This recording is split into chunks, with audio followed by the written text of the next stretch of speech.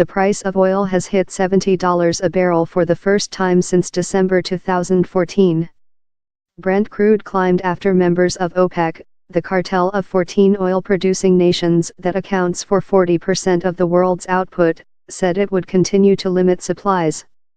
The RAC, the motoring group, has warned that rising oil prices could lead to higher forecourt costs for motorists. However, the AA said that drivers would benefit if supermarkets resumed their petrol price war. Suhail Al-Mazrou AI, the UAE oil minister and OPEC president, said it was committed to limiting output until the end of the year.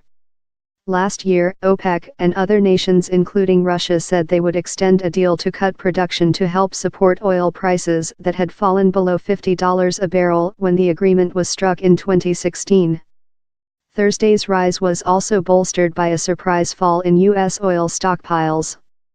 The U.S. Energy Information Administration said crude inventories fell by almost 5 million barrels to 419.5 million barrels in the week to January 5.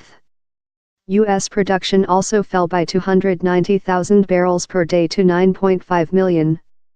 U.S. oil also rose 1.5% to $1 a barrel. The RAC said that rising oil prices were likely to have a knock-on effect in the forecourt due to the increase causing the wholesale price of fuel to rise. The price of unleaded petrol has already risen by nearly 5p since November per liter, while diesel prices have jumped 3p over the same period. It said that cost of filling an average 55-liter family car was now £1 for petrol and £1 for diesel.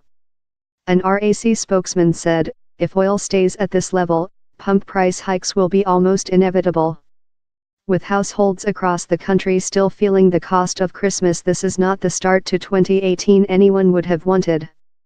It could also negatively affect business and further fuel inflation. But the AA said, oil at $70 a barrel has yet to threaten a pump price surge on UK forecourts.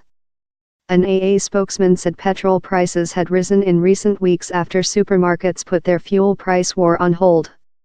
According to data from the AA, supermarkets lowered petrol prices several times last year to a low of a litre in July. While the AA conceded that wholesale prices have risen, it added, the current higher prices are more a reflection of reduced fuel price competition at supermarkets. By December, petrol was an average of a litre at supermarkets and a litre at other outlets.